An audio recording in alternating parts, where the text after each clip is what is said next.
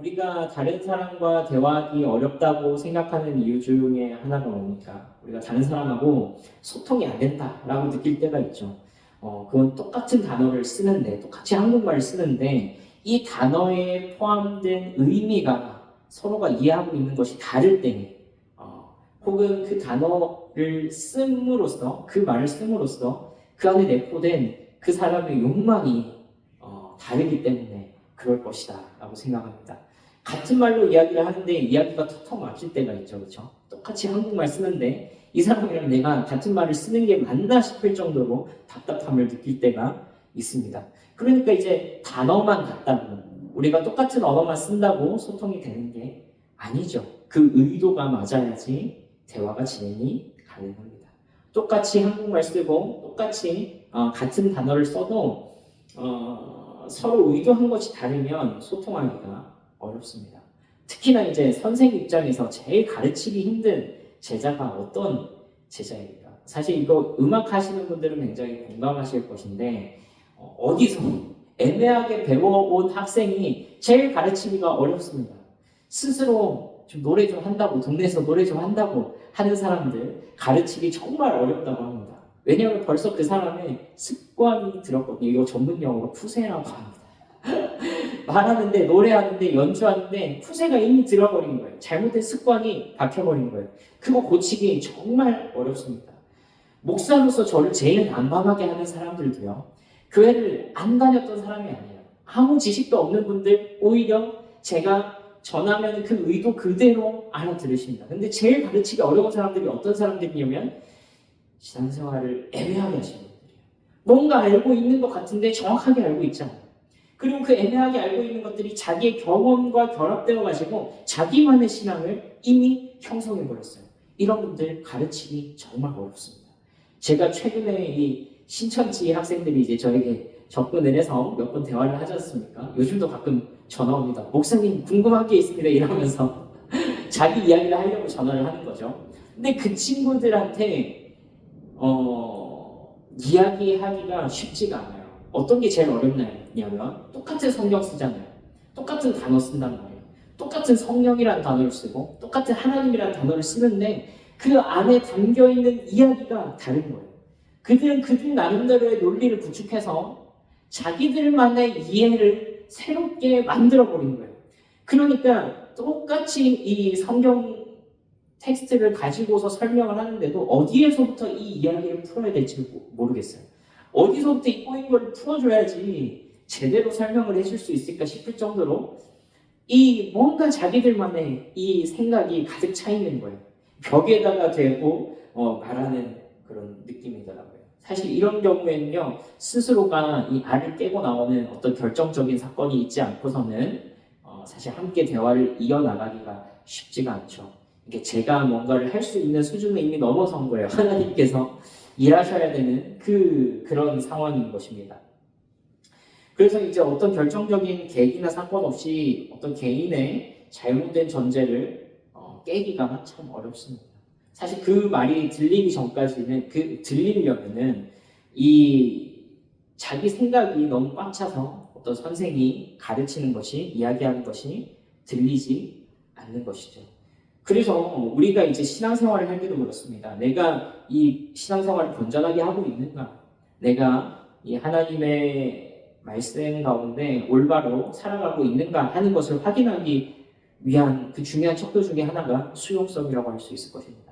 하나님의 말씀을 있는 그대로 내가 받아들이고 있는가? 그 말씀이 전해질 때에 그것을 내가 얼마나 수용하고 있는가 하는 것이 정말 중요한 문제인 것 같습니다.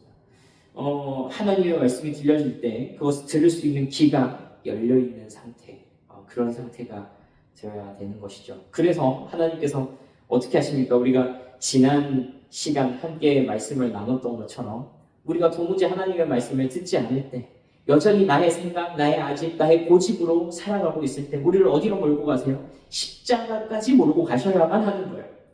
그래야지 그 다음을 보장할 수 있는 것입니다. 내 능력으로 안 되는 거, 내 힘으로 안 되는 거, 내 계획으로, 나의 어떤 그 탤런트로 안 되는 그 지점까지 가야지, 비로소 그 자리까지 가야지만 우리가 무릎 꿇고 하나님의 말씀에 귀를 기울이는 거예요.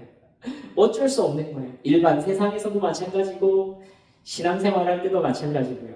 하나님의 말씀이 들려지기 위해서는 우리가 끝까지 가야 되는 거예요. 절망 가운데 가야 돼요. 좌절해야 되는 거예요. 그 자리까지 가서 우리가 비로소 십자가가 아니고서는, 그 은혜가 아니고서는 안 되는 그 복음이 우리의 가슴과 삶으로까지 내려오도록 우리를 몰아가실 때가 있다 하는 거예요. 여러분, 오늘 제자들도 그랬습니다. 오늘 이 말씀은요, 예수님께서 부활하시고서 40일 동안 예수님과 그 제자들이 함께 하셨어요. 그리고서 예수님께서 이제 하늘로 승천하셔서 하나님의 보좌 우편에 앉으시기 직전의 상황입니다. 직전의 상황입니다. 사실 이 정도가 됐으면요, 예수님께서 탁 하고 말하면 턱 하고 깨달아야 되는 제자들의 상태거든요. 보십시오. 제자들이 3년 동안 예수님 따라다녔습니다. 결정적인 사건에서 제자들이 예수님 배반했죠. 그러나 예수님께서는 십자가에서 죽으시고 부활하셔서 다시 제자들을 찾아오셨어요. 그 부활하신 영광스러운 예수님께서 40일간 제자들과 함께 하시면서 그들에게 이 부활의 영광으로 가르치셨습니다. 이 정도 됐으면 제자들이 좀 알아들을 때도 됐다라는 거예요. 그런데 여러분, 오늘 이 말씀은요, 이렇게 시작합니다. 우리 4절 5절 함께 한번 읽어보겠습니다. 4절 5절 시작. 사도와 함께 모이사 그들에게 분부하여 이르시되 예루살렘을 떠나지 말고 내게서 들은 바 아버지께서 약속하신 것을 기다리라. 요한은 물로 세례를 베풀었으나 너희는 몇 날이 못되어 성령으로 세례를 받으리라 하셨느니라. 여러분, 예수님께서 이 제자들에게 곧 너희가 성령을 받게 될 것이다. 그리고 이것은 게임 체인저가 될 것이다. 라는 말씀을 하십니다. 사실 이 말씀은요, 예수님께서 십자가를 지시기 전부터도 계속해서 몇 번이나 강조하셨던 말씀이에요. 그런데 제자들이 아직 이것이 정확하게 무엇을 의미하는지 다 이해하고 있지 못한 것으로 보입니다. 이 성령을 받을 것이다 라는 것이 정확하게 어떤 의미인가 하는 것은 우리가 다음 시간에 좀 더 자세히 살펴볼 것인데요. 근데 이제 이 제자들이 이 말씀을 지금 제대로 이해하지 못하고 있구나, 이 말이 정확하게 어떤 의미인가를 캐치하지 못하고 있구나 하는 것을 이 제자들의 다음 반응을 통해서 확인할 수 있습니다. 예수님께서 성령을 받기까지 기다리라 말씀하셨는데 제자들의 반응은 이렇습니다. 함께 6절 읽어봅니다. 시작. 그들이 모였을 때에 예수께서 여쭈어 이르되 주께서 이스라엘 나라를 회복하시니. 그렇죠. 여러분, 이 제자들이 기대하고 있었던 메시아상이 있죠. 그렇죠? 메시아가 오시면 어떤 일이 일어날 것이다 하는 그 생각이 있었습니다. 사실 이것은 제자들만의 생각이 아니라 이 유대 백성들의, 이스라엘 백성들의 전반적인 인식이었습니다. 그건 무엇이었냐면 이스라엘 백성들이 수백 년 전에 아시리아 제국에 의해서 멸망하고 남유다가 바벨로니아 제국에 의해서 멸망하고 그 이후에 이 지중해를 장악한 페르시아 제국에 의해서 다시 지배를 당하게 되고 그 이후에는 알렉산더 대왕으로 대표되는 그리스 제국에 의해서 또 지배를 받게 되고 지금은 어떻습니까? 로마 제국에 의해서 지배를 받고 있는 상황입니다. 수백 년 동안 물론 이스라엘이라는 나라에 이제 독립이 허락되고 그 가운데서 자체적인 행정 시스템이 돌아가고 있었지만 여전히 그들을 압제하는 나라가 떠나지 않고 상존하고 있었던 상태라는 거예요. 그래서 그 사람들이 기다리던 메시아는 정치적인 메시아였습니다. 예전에 다윗의 영광을 회복해줄 메시아였습니다. 그것을 정치 군사적으로 회복하여서 자기를 압제하였던 그 나라들로부터 완전히 독립하여서 이 세상 가운데 힘있고 권력 있는 그런 나라를 회복하는 것이 그들의 기대였던 것이죠. 그래서 이제 이 제자들이 예수님께서 이 영광을 회복하실 것이다, 메시아로서의 일을 하실 것이다 했을 때 무슨 싸움을 하신 거예요? 인자가 이제 영광 받을 때가 왔도다. 이거 예수님께서 십자가에 못 박혀 죽으시려고 하신 말씀이거든요. 근데 제자들은 여기다가 대놓고 뭐라고 해요? 주님, 내가 그러면 주님의 오른편에 앉게 해주십시오. 주님, 나는 왼편에 앉게 해주십시오. 야, 왜 너네만 높이 올라가려고 하냐? 나도 높이 올라갈 건데. 자리 싸움하고 있는 거예요. 예수님께서 영광 받으신다는 것이 어떤 의미인지에 대한 이해가 지금 되지 않고 있는 것입니다. 또 어떻습니까? 예수님께서 제자들에게 성령으로 세례를 받을 것이다 하니까 이 사람들 입장에서는 어떤 생각을 하는 거예요? 이제 예수님께서 죽으시고 부활까지 하셨는데 성령을 이제는 우리에게까지 나눠주겠다고 하시니까 야 이제 진짜 때가 됐나 보다. 이제 뭔가 하시려나 보다. 주님 이제 내가 그러면은 또 한 자리 차지할 준비하고 있으면 되는 거죠 라는 생각을 했던 모양입니다. 그러니까 여러분 우리가 이 모습을 보면서 사람의 생각이나 어떤 사람의 전제, 그 사람이 가지고 있는 이 인식이 깨어지고 바뀌기까지 얼마나 오랜 시간이 걸리는가, 얼마나 이것이 쉽지 않은 일인가 하는 것을 누구를 통해서 보게 돼요? 제자들을 통해서 보게 되는 거예요. 야, 예수님을 3년 동안 따라다녔는데도 이 사람의 생각이라는 것이 이렇게 바뀌기가 어렵구나 하는 그런 생각을 좀 하게 되는 거예요. 근데 여러분, 이 예수님께서 성령을 주시겠다고 하니까 제자들의 반응이 주님, 그러면 이제 이 이스라엘 나라를 회복할 때가 이제 된 겁니까? 라고 하니까 예수님의 반응이 무엇입니까? 예수님께서 단호하게 너네 지금 잘못 생각하고 있어. 뭔가 포인트를 비껴나가고 있어 하는 말씀을 하시는 거예요. 거기 7절 말씀입니다. 함께 읽습니다. 시작. 이르시되 때와 시기는 아버지께서 자기의 권한에 두셨으니 너희가 알 바 아니요. 여러분 무엇입니까? 예수님께서 그 제자들 속에 아직까지도 남아있는 그 욕망을 건드리시는 거예요. 예수님께서 살짝 긁으시는 겁니다. 너네 아직도 지금 내 말을 오해하고 있다. 나는 지금 너희에게 세상 권력을 주러 온 것이 아니다. 나는 지금 너희에게 그런 식으로의 회복을 얘기하고 있는 것이 아니다라는 말씀하시는 거예요. 예수를 믿는다는 것은 단지 네가 더 힘을 많이 가지게 되고 더 높은 곳에 올라가게 되고 더 떵떵거리면서 살게 되고 더 많은 것들을 이루게 되는 그런 것을 의미하지 않는다라는 말씀을 하시는 거죠. 여러분 그렇지 않습니까? 사실 우리도 이런 욕망을 은근히 우리 속에 가지고 있을 때가 있습니다. 그럴 때가 많죠. 사실 이런 욕망을 구분해내기가 쉽지가 않은 것이요. 이런 우리의 욕망이 거룩한 단어들과 언어들로 포장되어 있기 때문에 그렇습니다. 여러분 제자들이 자기의 욕망을 포장하는 이 장면을 한번 보십시오. 제자들이 뭐라고 말합니까? 주여 아버지께서, 하나님을 향하여서 이제 제자들이 아버지라고 부릅니다. 하늘 아버지께서 이 이스라엘 나라를 회복하실 때가 주여 이때이니까. 좀 거룩해 보이지 않습니까? 그렇죠? 그런데 이 말 속에 이 제자들의 욕망이 같이 묻어 있는 거예요. 여러분 꽤나 전통적인 이 유대교의 정신이 이 제자들의 발언 속에는 포함되어 있습니다. 이 사람들이 하고 있는 말은 이제 제법 주류 유대인 같은 그런 표현을 이 제자들이 하고 있습니다. 구약의 많은 구절에 선지자들이 하나님께서 그날에 내가 이스라엘을 회복할 것이다 그런 예언을 하셨죠. 근데 그것들을 살짝 차용하는 것 같은 그런 언어를 사용해서 제자들이 자기가 생각하고 있는 하나님의 나라, 자기가 생각하는 이스라엘 나라의 회복을 예수님에게 물어보고 있는 거예요. 제자들이 그것을 자기식대로 해석하고 있는 것이죠. 그리고 자신들의 욕망을 종교적인 언어로 포장하고 있는 것입니다. 주님, 하나님의 나라가 오게 해주십시오. 주님의 나라가 이 땅 가운데 회복되게 해주십시오. 그리고 나도 그 나라에서 한 자리 차지하게 해주십시오. 라는 이야기를 지금 제자들이 하고 있는 것이죠. 그러나 예수님께서 제자들에게 단호하게 말씀하십니다. 아니라는 거예요. 아니라는 거예요. 너네 그거 신경 쓸 일 아니라고. 너네가 신경 쓸 일 아니라고. 이제 그런 거에 그만 집착하라는 말씀하시는 거예요. 이것은 아버지께서 하실 일이다. 너희가 할 일이 아니다. 너희가 할 일은 따로 있다. 너네가 신경 쓰지, 거기에 너무 집착하지 마라.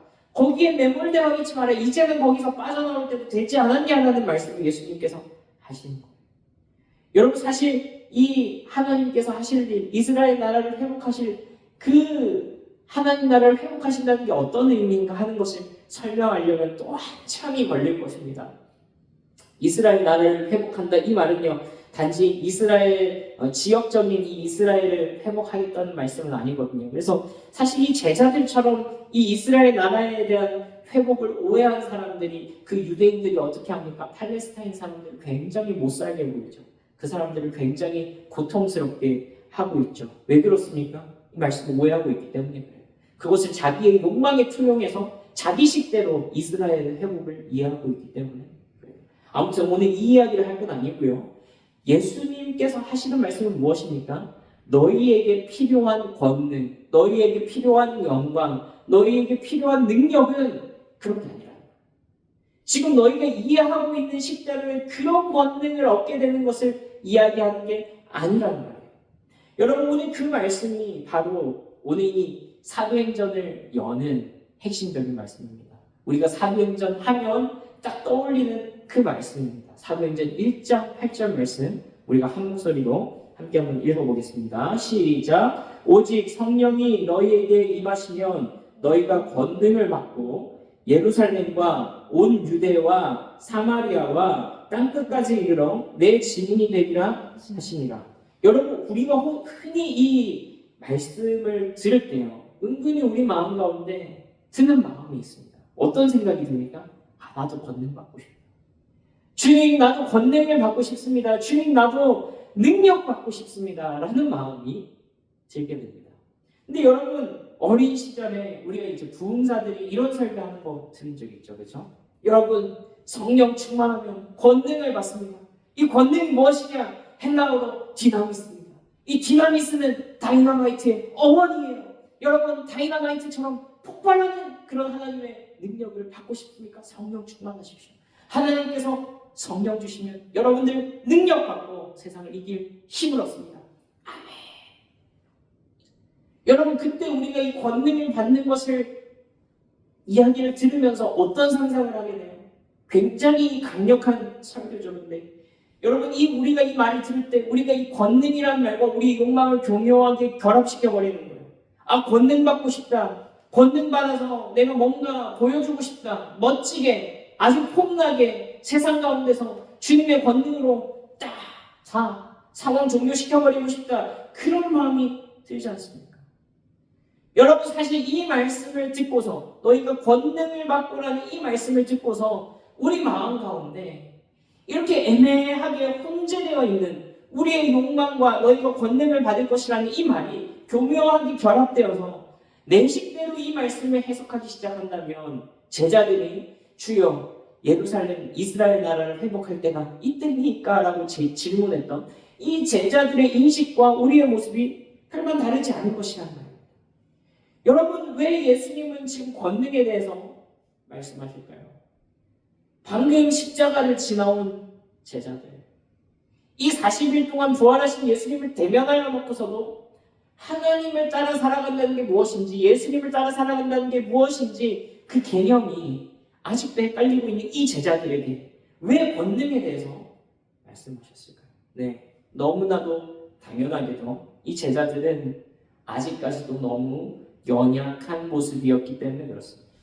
아직까지도 너무 부족한 모습이었기 때문에 그렇습니다. 여러분 이 제자들은요 성령의 세례를 받기 전에도 제자였습니까? 아니었습니까? 제자였어요? 아니었어요? 제자였습니다. 성령을 받기 전에도 이미 제자였습니다.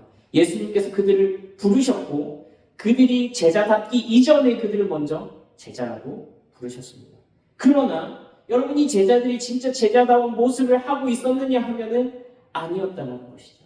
이 제자들이 제자다운 제자는 아니었다는 것입니다. 예수님의 제자라고 하기에는 너무나도 실력이 부족했습니다. 여러분 예수님께서 부활하셨을 때 제자들이 안 믿었었죠.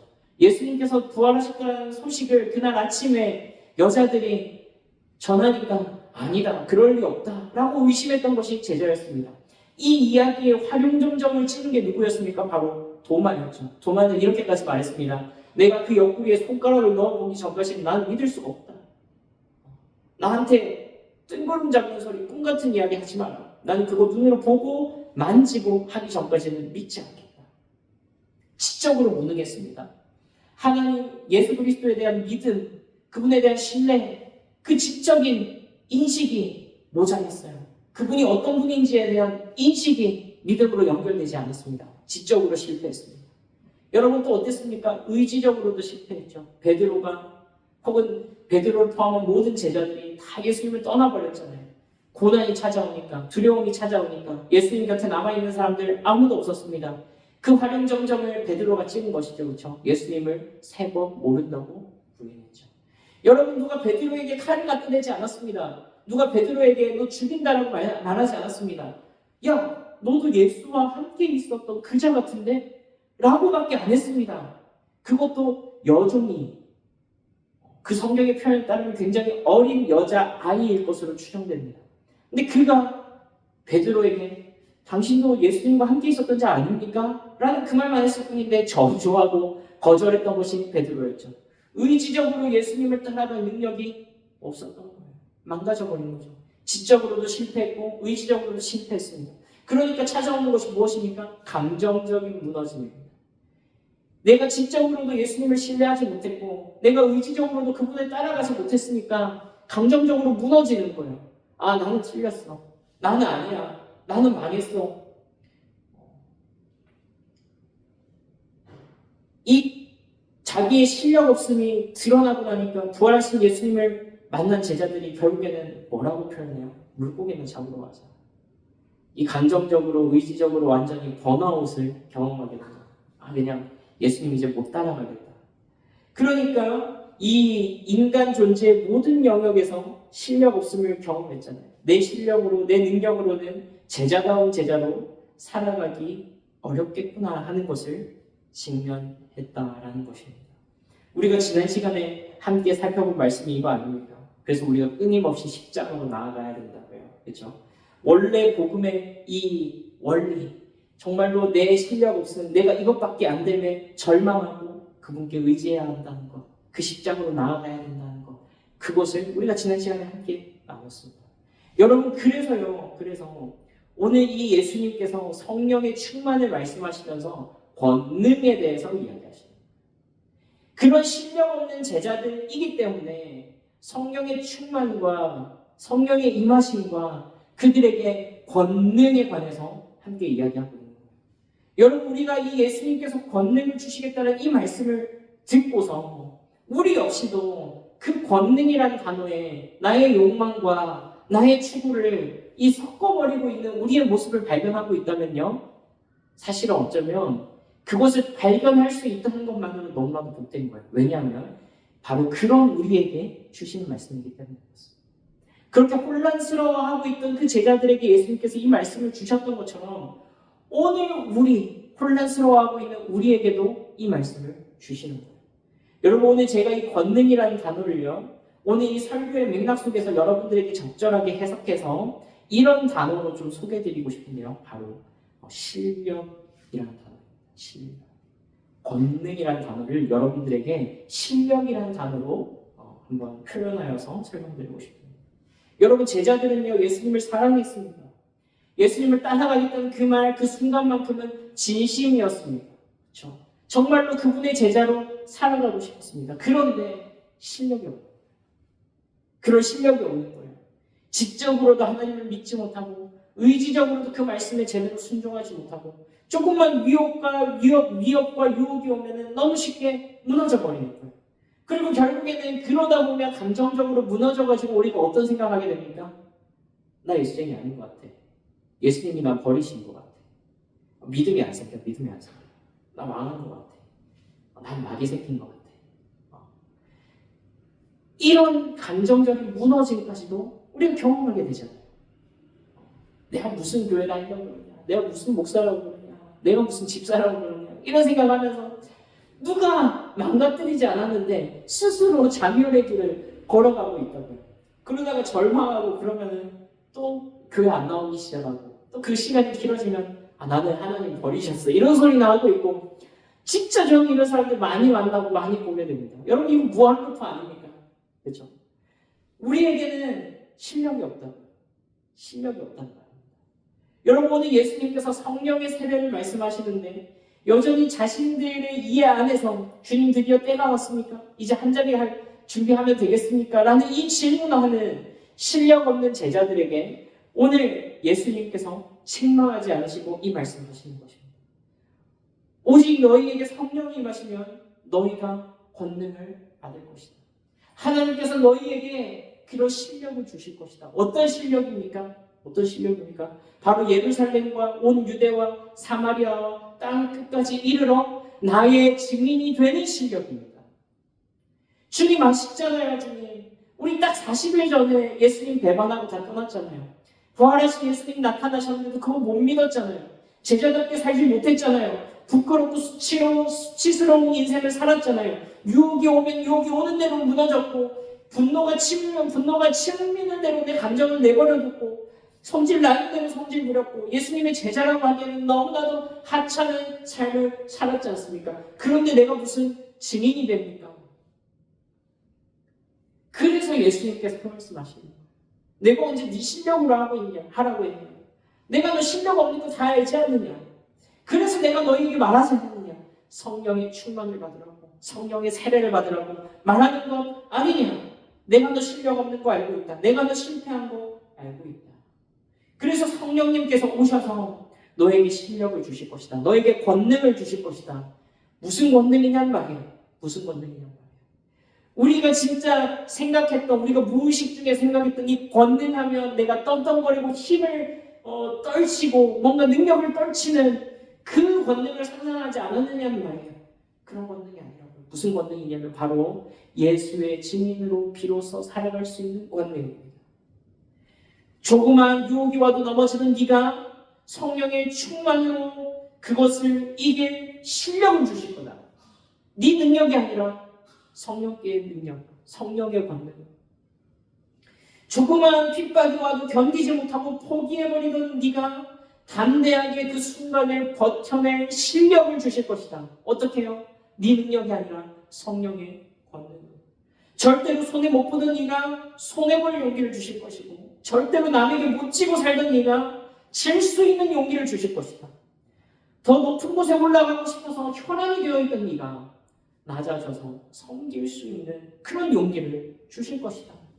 그 실력을 주실 것이다. 그것이 너에게 주신 권능이다 라는 말씀이십니다.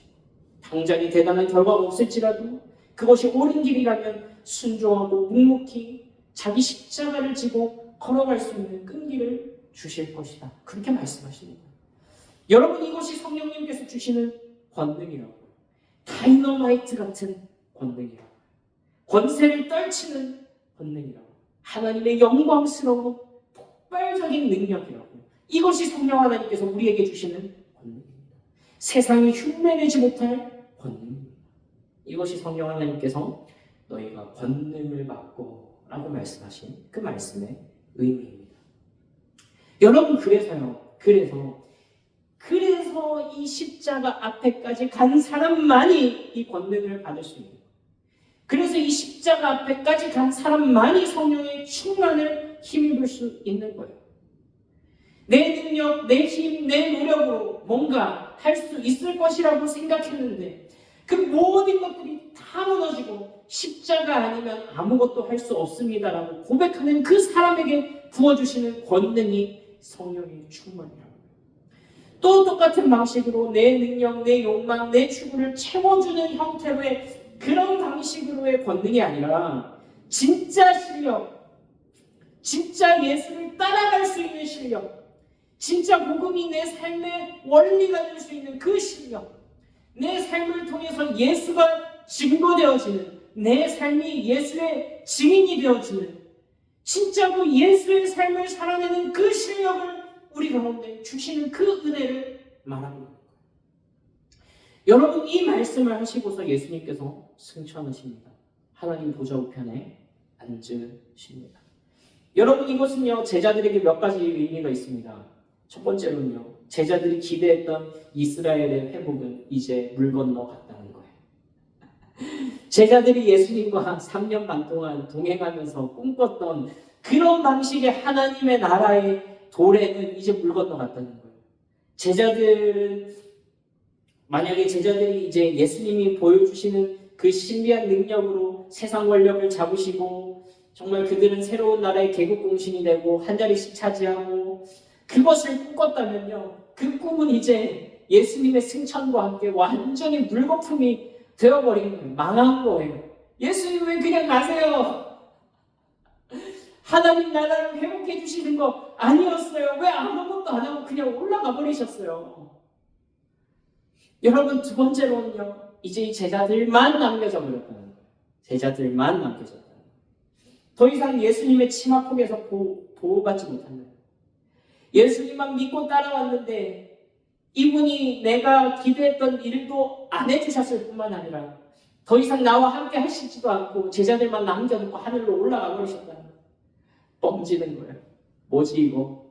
무슨 상황이지? 예수 믿는다는 게 이런 거였나? 주님, 왜 아무 일도 안 하세요? 왜 아무것도 안 하세요? 그냥 가셨어요, 왜? 그 말씀이 이 말씀입니다. 우리 9절부터 11절까지. 제가 9절, 여러분 10절, 11절 함께 있습니다. 이 말씀을 마치시고 그들이 보는데 올려져 가시니 구름이 그를 가려 보이지 않게 하더라. 올라갔을 때 제자들은 자세히 하늘을 쳐다보고 있는데 흰옷 두 사람이 그들 곁에 서서 이르되 갈릴리 사람들아 어찌하여 서서 하늘을 쳐다보느냐 너희 가운데서 하늘로 올려지신 이 예수는 하늘로 가심을 본 그대로 오시리라. 여러분, 천사로 보이는 존재가 나타나서 제자들에게 말합니다. 왜 뻥져 있느냐? 왜 하늘만 보고 있느냐? 만약 예수님이 지금 하늘에 오르셔서 하나님 보좌에 앉으신 것이라면 그분이 그저 세상의 이 힘의 논리와 세상의 권력을 잡으시는 것이 아니라 하늘과 땅의 모든 권세를 가지신 분으로 하늘 보좌에 자정하신 것이라면 그분께서 올라가신 것과 같이 다시 그 영광으로 이 땅 가운데 임하셔서 하나님께서 처음 꿈꾸셨던 그 하나님의 나라를 회복하러 오실 것이라면 너희가 예수님의 제자로 사는 것, 그분의 증인으로서 너희의 삶을 드리는 것, 그것이야말로 가장 영광스럽고 영원한 추구가 아니겠느냐 하는 거예요. 제자들은 이 사이를 살아가는 사람들입니다. 예수님의 오심을 통해 보여주신 그 복음의 길과 예수님께서 다시 오셔서 회복하실 그 하나님의 나라, 그 사이를 살아가는 것이 제자들의 삶이라고요. 이 사이를 예수의 증인들이 채워나가는 그 시대를 이 제자들은 살고 있는 것입니다. 육신의 예수님께서는 지금 이 땅 가운데 계시지 않지만 그분의 증인으로서 예수가 살아있었다면 이런 모습일 것이다, 예수가 살아있었다면 이렇게 살았을 것이다 하는 것을 그들의 삶으로 보여주는 예수 그리스도의 제자들이 이 시간을 채워가는 것입니다. 여러분, 예수님은 우리의 욕망을 채워주시지 않으시고 하늘로 올라가 버리셨습니다. 그분은 육체로 우리와 함께 계시지 않습니다. 우리는 남겨진 자들입니다. 그러나 버려진 자들은 아닙니다. 이 애매한 시대, 어쩌면 이 남겨진 시대를 예수 그리스도의 제자로 제대로 살아갈 수 있기 위해서 남겨진 제자들에게, 남겨진 우리들에게 필요한 권능이 무엇입니까? 바로 오늘 말씀에서 우리에게 권능을 받고라고 하셨던 그 권능이 우리에게도 필요합니다. 바로 예수 그리스도의 제자로 살아갈 권능입니다. 예수 그리스도의 증인으로 살아갈 실력입니다. 그분을 증언하는 삶을 살아갈 능력입니다. 여러분, 이제 이 십자가를 통과한 우리의 힘으로는 도저히 할 수 없음을 깨달은 우리에게 우리의 힘과 능력이 아니라 성령을 통하여 권능이 임하고 예수 그리스도의 증인으로 살아가고자 하는 이 새로운 추구가 우리 속에서 시작됩니다. 권능을 받고라고 했을 때 우리 속에 샘솟는 그 소망과 새로운 열망은 무엇입니까? 내가 권능을 가져가지고 많은 사람들을 다스리는 그런 권력자가 되고 싶다는 그런 꿈을 꾸게 됩니까? 너희가 권능을 받고 오라고 했을 때 우리 속에서 진짜 깊숙한 곳 가운데서 터져나와야 되는 그 소원은 무엇입니까? 주님, 정말로 나도 그 권능을 받고 싶습니다. 주님, 정말로 나도 그 실력을 갖고 싶습니다. 조그만한 유혹에도 무너지고 조금만 힘들면 못하겠다 그러고 조금만 무슨 문제가 생겨도 그 믿음 자체가 흔들려버리는, 내가 예수의 제자가 맞는지 주님의 자녀가 맞는지도 흔들려버리는 이런 실력 없는 나에게 주님 권능을 허락해 주셔서 예수의 제자로 살아갈 수 있는 실력, 예수의 증인으로 살아갈 수 있는 능력, 예수 그리스도를 닮은 주의 제자로 그 길을 따라갈 수 있는 그 권능을 나에게도 주시옵소서. 이 새로운 추구가 우리 가운데 허락된 것이라고요. 여러분, 그러면 우리가 이제 이 사도행전 시리즈 시즌 1을 지나가면서 이 권능을 가진 사람들, 이 권능을 가진 주의 제자들이 얼마나 멋진 인생을 살게 되는지를 함께 살펴보게 될 것입니다. 이 지적으로 무능력한 자들, 의지적으로 무능력한 자들, 감정적으로 너무 쉽게 무너져버리는 이 하찮아 보이는 예수 그리스도의 제자들이 성령의 권능이 임함과 함께 얼마나 영광스러운 인생을 살아가게 되는지 우리 다음 시간부터 살펴보게 될 것입니다. 그러나 오늘 우리가 이 한 가지만 오늘은 기억하고 기도하면 좋겠습니다. 무슨 기도입니까? 여러분, 사도행전은 바로 우리의 이야기라는 것입니다. 이 사도행전은요, 확신 없던 자들이 확신 가운데 영광을 누리게 되는 그런 이야기. 능력 없는 자들이 복음 전하는 그 이야기가 등장합니다. 아무도 안 때렸는데 알아서 나는 예수를 모른다고 부인했던 자들이 수십 대를 맞고 죽여질만 당하고 옥에 갇혔는데도 예수를 부인하지 않고 그를 담대히 증거하는 그런 이야기가 등장합니다. 서로 높은 자리에 앉으려고 다퉜던 자들이 자기의 것을 내어놓고 가난한 자들을 위해서 자기의 소유를 팔아 드리는 이야기가 자기의 권리를 포기하는 장면이 나옵니다. 여러분, 우리가 진짜 하나님을 사랑한다면, 우리가 진짜 예수님을 사랑한다면, 우리가 진짜 탐내야 할 권능은 이런 권능 아닙니까? 주님, 나도 당당한 증인의 삶을 살고 싶습니다. 내 힘으로, 내 능력으로 안 되는 이 당신의 거룩하심과 은혜와 사랑과 긍휼이 내 삶 가운데서 증언되어지는 그 권능의 삶을 살고 싶습니다. 이것을 탐내야 되지 않겠습니까? 주님, 그래서 나에게도 성령의 충만을 주옵소서. 그래서 주님, 내가 예수님을 제대로 좀 사랑할 수 있는 실력을 좀 주십시오. 그런 권능을 주십시오. 그래서 예수님께서 다시 오시는 그날에 우리가 부끄럽지 않게 예수님의 얼굴을 마주할 수 있는 그런 영광스러운 삶이 될 수 있도록 도와주시옵소서. 우리 그 마음 가지고 우리 함께 주님 다시 오실 때까지 찬양하고 우리 함께 기도하시겠습니다.